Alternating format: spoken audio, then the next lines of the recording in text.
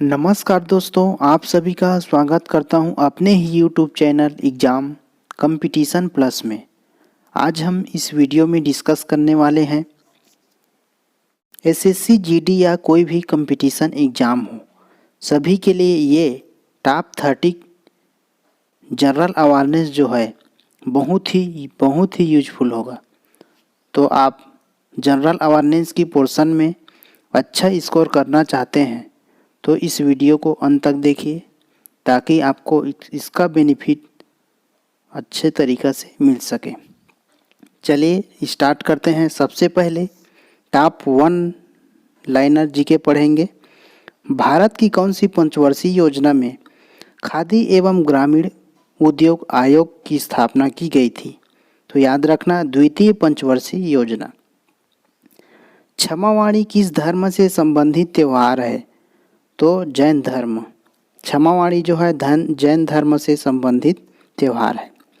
किसने आर्य समाज की स्थापना की?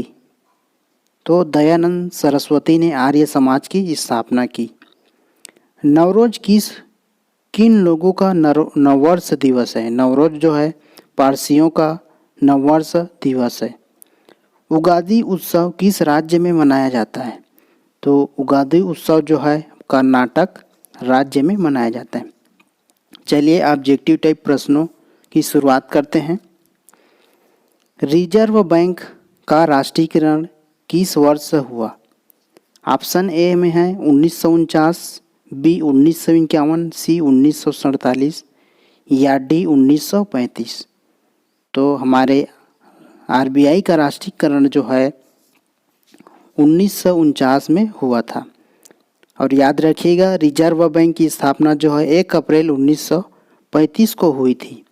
कई बार एग्जाम में पूछा जा चुका है कि रिजर्व बैंक की स्थापना कब हुई थी, तो याद रखना 1 अप्रैल 1935 को हुई थी। नेक्स्ट बढ़ते हैं। फ्रंटियर गांधी के उपनाम से कौन संबंधित है? फ्रंटियर गांधी बहुत मोस्ट इम्पॉर्टेंट है। एमके गांधी या अब्दुल वली खान या अब्दुल गफ्फार खान या लाला लाजपत राय? तो फ्रंटियर गांधी के उपनाम से अब्दुल गफ्फार खान जो से संबंधित है। अब्दुल गफ्फार खान को बादशाह खां भी कहा जाता है। याद रखिएगा, दोनों उपनाम को फ्रंटियर गांधी और बादशाह खां अब्दुल गफ्फार खां का उपनाम है। चलिए नेक्स्ट क्वेश्चन बढ़ते हैं। भारत की किस नदी को वृद्ध गंगा कहा जाता है? भारत की किस नदी को वृद्ध गंगा कहा जाता है? ऑप्शन में है कृष्णा, गोदावरी, कावेरी, नर्मदा। तो इसका सही उत्तर हो जाएगा बी गोदावरी। गोदावरी को भारत की वृद्ध गंगा कहा जाता है। नेक्स्ट, भारत की राष्ट्रीय आय का सबसे बड़ा अंश कहाँ से आता है?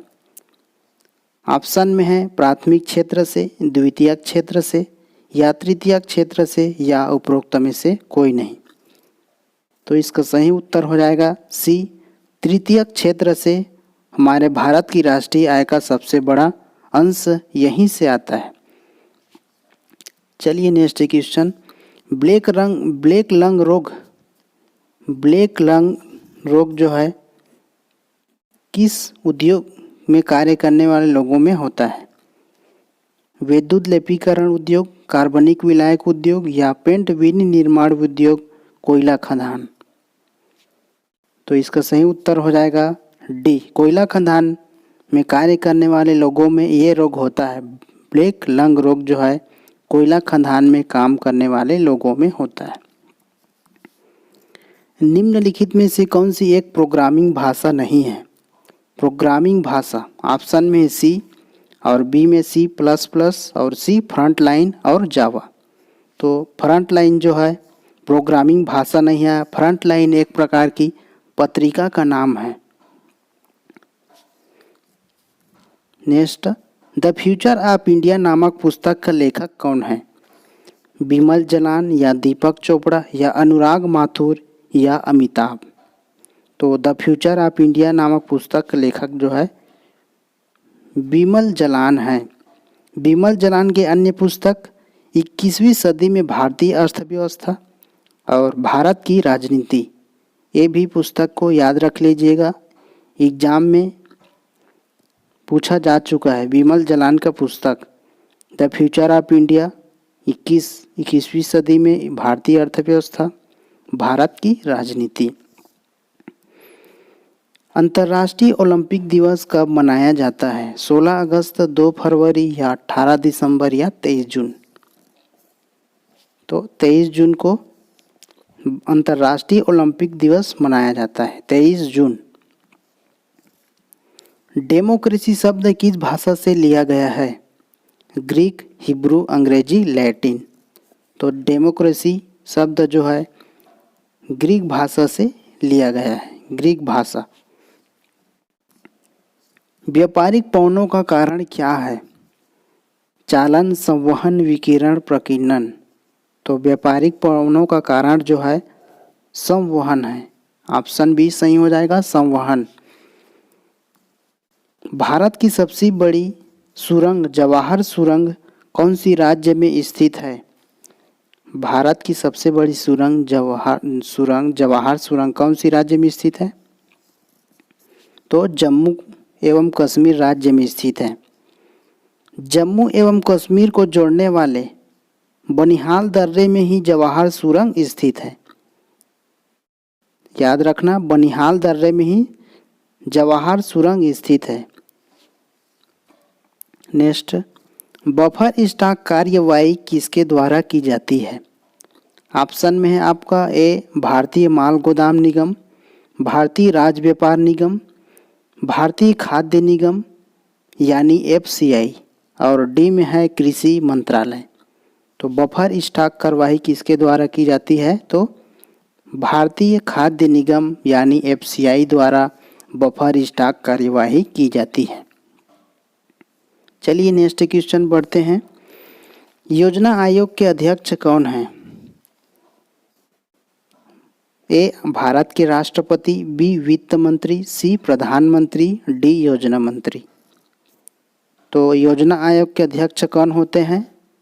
हमारे प्रधानमंत्री होते हैं योजना आयोग के अध्यक्ष।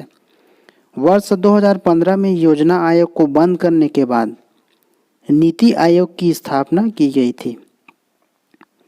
याद रखना, योजना आयोग और नीति आयोग एक ही है।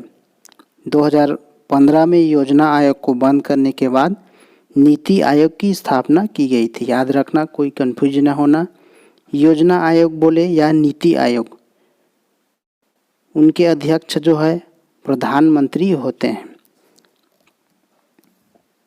बांस को किस में वर्गीकृत किया गया है? वेरी मोस्ट इम्पॉर्टेंट क्वेश्चन है, इसको SSC में पूछा जा चुका है। पेड़, घास, झाड़ी, हर्ब।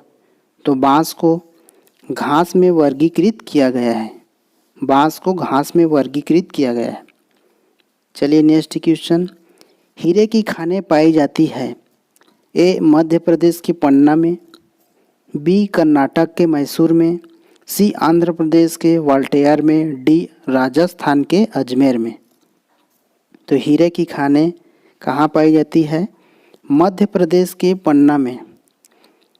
मध्य प्रदेश हीरा उत्खनन की दृष्टि से देश का सबसे प्रमुख राज्य है। देश का सबसे प्रमुख राज्य है मध्य प्रदेश। हीरा उत्खनन की दृष्टि से देश का सबसे प्रमुख राज्य है। निम्नलिखित में से किसको लाफिंग जैक कहते हैं? Laughing jack. Platypus, kookaburra, koala, lyre पक्षी। लाफिंग जैक, तो कुकाबारा को लाफिंग जैक कहते हैं, कुकाबारा। Next question. अल्पाधिकार की सबसे प्रमुख विशेषता है? अल्पाधिकार की सबसे प्रमुख विशेषता क्या है? ऑप्शन में है फर्मों की संख्या, परस्पर निर्भरता, कीमत पर नगण्य प्रभाव, कीमत नेतृत्व। तो अल्पाधिकार की सबसे प्रमुख विशेषता क्या है? फर्मों की संख्या है। याद रखना, फर्मों की संख्या।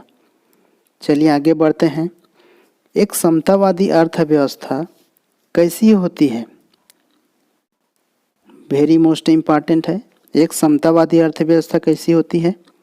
तो एक योजनाबद्ध अर्थव्यवस्था होती है।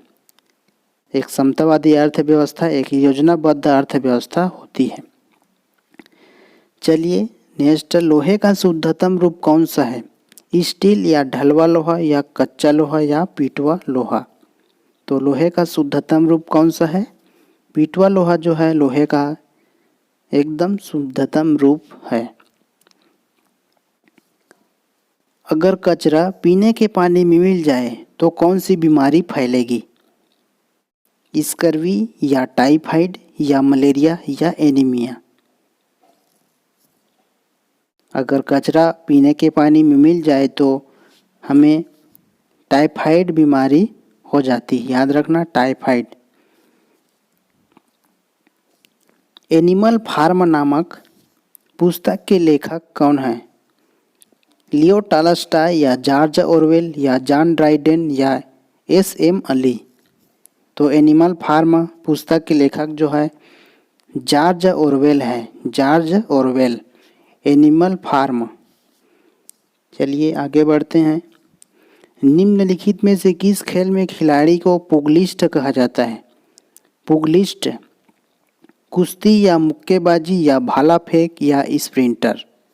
तो इसका सही उत्तर हो जाएगा मुक्केबाजी में खिलाड़ी को पुगलिस्ट कहा जाता है। मुक्केबाजी से संबंधित शब्द हुक, क्रॉस, पुगलिस्ट, अपरकट, बोलो पंच एग्जाम में आने की बहुत ही चांसेज है, याद रखना। मुक्केबाजी से संबंधित कीवर्ड क्या क्या है? हुक, क्रॉस, पुगलिस्ट, अपरकट, बोलो पंच। चलिए नेक्स्ट बढ़ते हैं। सोडियम पंप का कार्य कहाँ होता है? मांसपेशियों के संकुचन में, हृदय की धड़कन में, तंत्रिका आवेग में, इनमें से कोई नहीं। तो सोडियम पंप का कार्य कहाँ होता है? तंत्रिका आवेग में, सही हो जाएगा सी, तंत्रिका आवेग में सोडियम पंप का कार्य होता है। कौन सा वेद धार्मिक अनुष्ठानों से संबंध रखता है? धार्मिक अनुष्ठान ऋग्वेद या यजुर्वेद या सामवेद या अथर्ववेद? तो यजुर्वेद जो है धार्मिक अनुष्ठानों से संबंध रखता है, यजुर्वेद धार्मिक अनुष्ठान, याद रखना। अमीर खुसरो क्या थे? कवि थे या नाटक के लेखक या चित्रकार या वास्तुकार? तो अमीर खुसरो जो है कवि थे, याद रखना अमीर खुसरो कवि थे। गांधी किसके माध्यम से सच्चाई प्राप्त करना चाहते थे? किसके माध्यम से सच्चाई प्राप्त करना चाहते थे? अहिंसा या धर्म या कर्म या ध्यान? तो सच्चाई किससे प्राप्त करना चाहते थे? गांधी जी जो है अहिंसा से सच्चाई प्राप्त करना चाहते थे। चलिए, नमक सत्याग्रह किस सन में आरंभ हुआ? नमक सत्याग्रह 1930, 1932, 1928, 1931?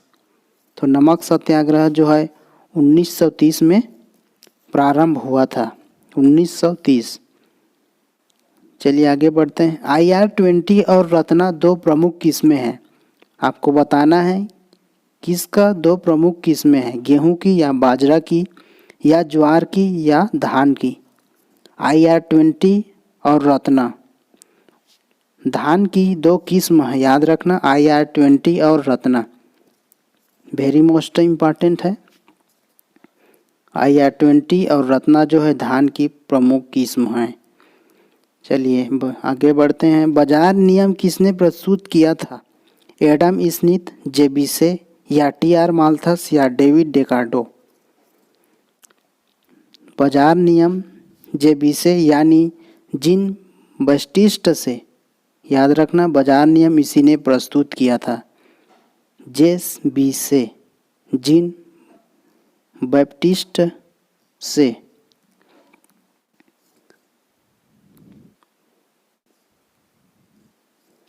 वायुयान या रॉकेट बनाने के लिए कौन सी धातु प्रयोग की जाती है?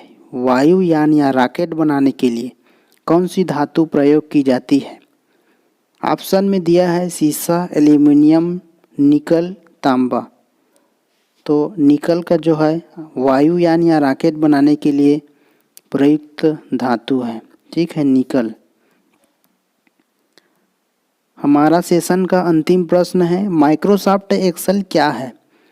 Option A graphic package, B MS office package, C वित्तीय योजना या डी इलेक्ट्रॉनिक स्प्रेडशीट्स। इसका सही उत्तर हो जाएगा माइक्रोसॉफ्ट जो है एक इलेक्ट्रॉनिक स्प्रेडशीट्स है। बस यहीं तक, फिर मिलते हैं नेक्स्ट सेशन में, तब तक के लिए जय हिंद।